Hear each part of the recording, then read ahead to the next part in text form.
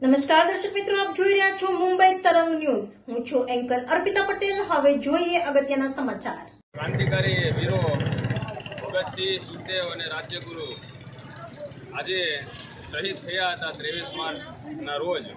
જે દિવસ શહીદ દિવસ તરીકે ઉજવવામાં આવે છે, ત્યારે શ્રીમતી શાંતાબેન હરિભાઈ ગજેરા કેમ્પસના સ્કૂલ વિભાગના વિદ્યાર્થીઓ દ્વારા આજના દિવસે ભગતસિંહ, સુખદેવ અને રાજગુરુને સૂતરની આંટી અને પુરવાર કરી આ શહીદોને યાદ કરવામાં આવ્યા.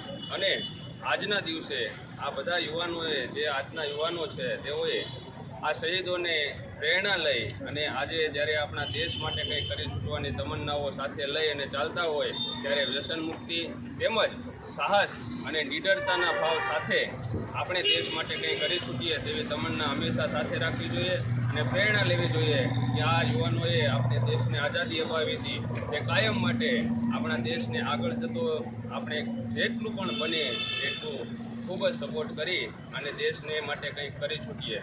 આજે આ સ્મારક જે ચોક છે, કોલેજ સર્કલના આ પટાંગણમાં આપણે શહીદ દિવસ ઉજવીએ છીએ, ત્યારે તમામ વિદ્યાર્થીઓએ પ્રેરણા લીધી છે કે જીવનમાં દેશ માટે આપણે ખૂબ જ સારી રીતે આગળ વધીએ,